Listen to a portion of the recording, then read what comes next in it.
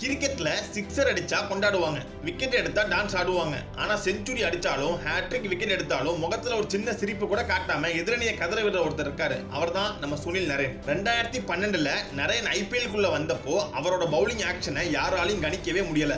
பந்தை எப்படி ரிலீஸ் பண்றாருன்னே தெரியாம தோனி, கோலின்னு உலகத்தோட பெஸ்ட் பேட்ஸ்மேன்களே திணறினாங்க. நடுவுல அவரோட ஆக்ஷன் மேல சில புகார்கள் வந்து தடை விதிக்கப்பட்டப்போ நரேனோட கரியர் முடிஞ்சதுன்னு எல்லாரும் நினைச்சாங்க. ஆனா விடாமுயற்சியோட தன்னோட ஆக்ஷனை மாத்திக்கிட்டே இன்னைக்கும் அதே துல்லியத்தோட எக்கானமி 6க்குள்ள வச்சு பந்து வீசுறது தான் இவரோட ஆகச்சிறந்த கிளாஸ். நரேன் கிட்ட இருந்த அந்த அதிரடி பேட்டிங் திறமையை உலகத்துக்கு காட்டினது நம்ம கௌதம் கம்பீர் தான். 2024 ஐபிஎல்ல கம்பீர் கேகேஆர் டீமோட மென்டரா வந்தப்போ நரேனை மறுபடியும் ஓபனிங் இறக்கி விட்டாரு. அந்த சீசன்ல சதம் விக்கெட்டுகள்னு ஆல்ரவுண்டரா மிரட்டி மோஸ்ட் வேல்யூபிள் பிளேயர் அவார்டை தட்டி தூக்குனாரு. வெஸ்ட் இண்டீஸ் டீமுக்காக அதிகமா விளையாடலனாலும் T20 லீக் கிரிக்கெட்டோட ஒரு எக்காலத்துக்கும் சிறந்த லெஜெண்ட் இவர். இப்போ இருக்கிற இளம் ஸ்பின்னர்களுக்கு நரேனோட கரியர் ஒரு பெரிய பாடம். ஏன்னா பிரச்சனைகள் வரும்போது எப்படி கம்பேக் கொடுக்கணும்னு நரேன் பல முறை நிரூபிச்சிருக்காரு மக்களே.